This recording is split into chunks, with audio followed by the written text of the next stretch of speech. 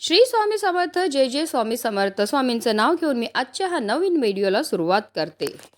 2026मध्ये महाशिवरात्रीचा पवित्र सण 15 फेब्रुवारी म्हणजेच रविवारी साजरा केला जाईल. महाशिवरात्री हा हिंदू धर्मातील एक प्रमुख सण आहे जो महादेवांना समर्पित आहे. दरवर्षी माघ महिन्यातील कृष्ण पक्षातील चतुर्दशी तिथीला हा उत्सव साजरा केला जातो. महाशिवरात्रीला भगवान शिवाची पूजा करण्याला विशेष महत्त्व आहे. असे मानले जाते की भगवान शिव आणि माता पार्वती यांचा विवाह याच दिवशी झाला होता. या दिवशी भगवान शंकर आणि माता पार्वतीची पूजा केल्याने वैवाहिक जीवनात आनंद समृद्धी येते. तसेच या दिवशी रुद्राभिषेक करून महामृत्युंजय मंत्राचा जप करून शिवलिंगावर जल अर्पण केल्याने तसेच बेलपत्र अर्पण केल्याने भगवान शंकराची कृपादृष्टी कायम आपल्या कुटुंबावर राहते. पौराणिक कथेनुसार माता पार्वतीने भगवान शिवाला पतीच्या रूपात मिळवण्यासाठी कठोर तपस्या केली आणि विशेष पूजा अर्चना केली होती. या व्रताचे फळ म्हणून महाशिवरात्रीच्या दिवशी भगवान शिवाने माता पार्वतीशी विवाह केला होता. यामुळे महाशिवरात्रीचा दिवस अत्यंत महत्त्व आणि पवित्र मानला जातो. महाशिवरात्रीच्या रात्री शंकराची पूजा केल्या असता सर्व प्रकारच्या पापांचा नाश होऊन शिवलोकाची प्राप्ती होते. महाशिवरात्रीच्या पूजेचा शुभ मुहूर्त हा 15 फेब्रुवारीला उत्तरात्र 12:28 ते 1:18 या कालावधीत निशिता काल आहे. रात्रीच्या 4 प्रहरापैकी प्रत्येक प्रहरामध्ये वेगवेगळ्या पद्धतीने शिवाची पूजा केली जाते. तिला यामपूजा असे म्हटले जाते. तसेच महाशिवरात्रीचे व्रताचे पारण वेळ ही 16 फेब्रुवारीला सकाळी 6:59 ते दुपारी 3:24 असेल. या काळात चतुर्दशी तिथी संपण्यापूर्वी उपवास सोडावा असे शास्त्रात सांगितले आहे.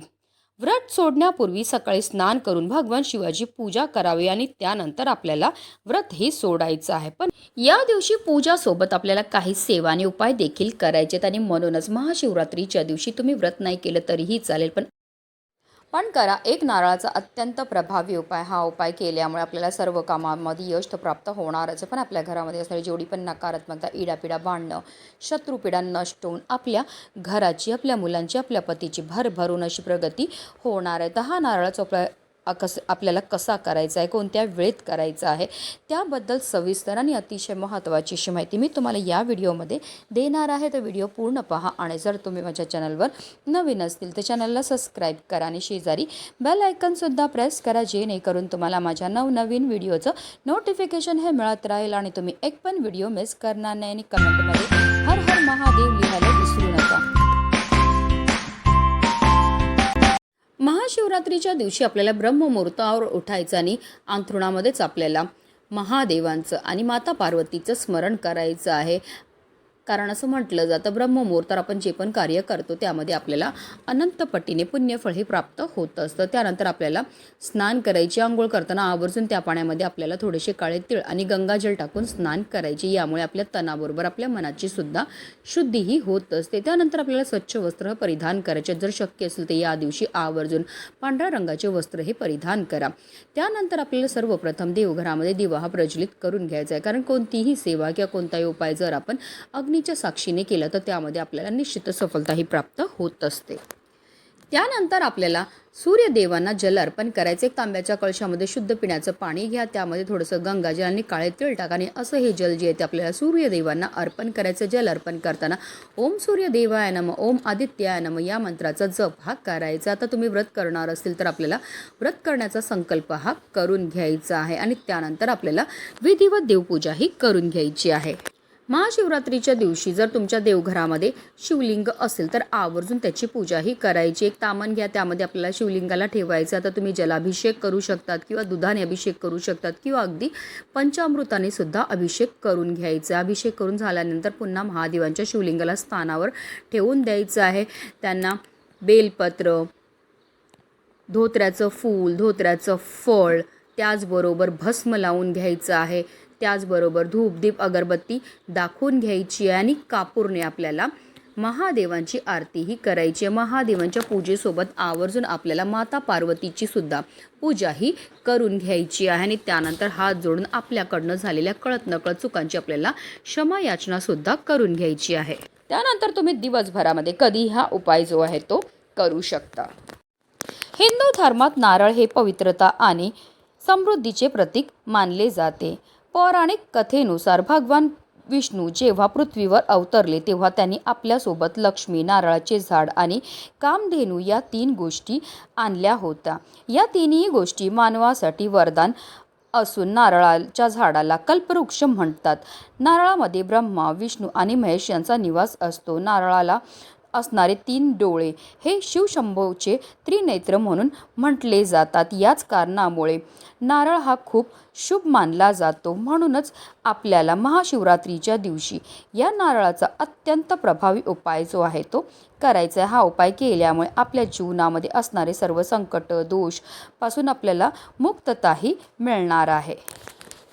हा उपाय करण्याकरता आपल्याला एक नारळ हा लागणार आहे, पण हा नारळ जो आहे तो नवीनच असावा. अगोदर पूजेमध्ये वापरलेला नारळ आपल्याला या उपायामध्ये घेता येणार नाही.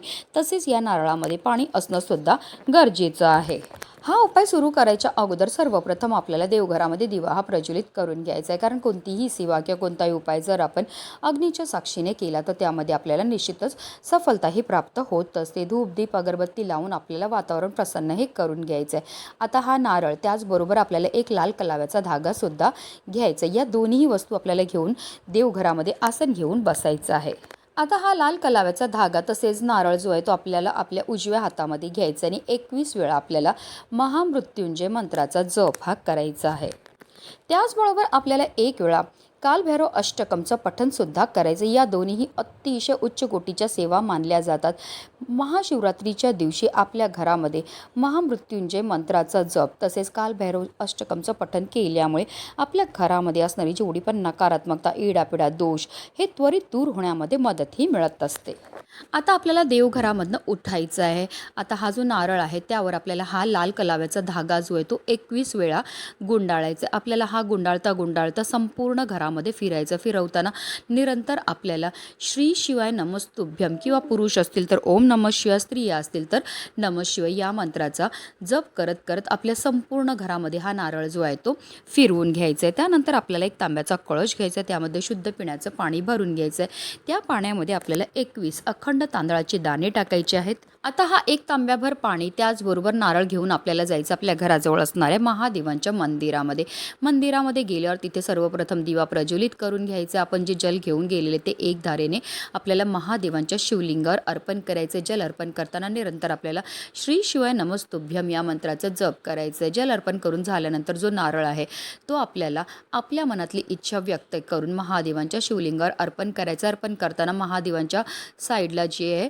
नारळाची शेंडी असावी या प्रकारे आपल्याला हा नारळ जो आहे तो अर्पण करायचा. पुन्हा दोन्ही हात जोडून महादेवांना प्रार्थना करायची. आपल्या आयुष्यामध्ये असणारी जी संकट आहेत, विघ्न आहेत, दोष आहेत, दारिद्र्य ते दूर होण्याकरता आपल्याला मनोभावी प्रार्थनाही करायची आहे.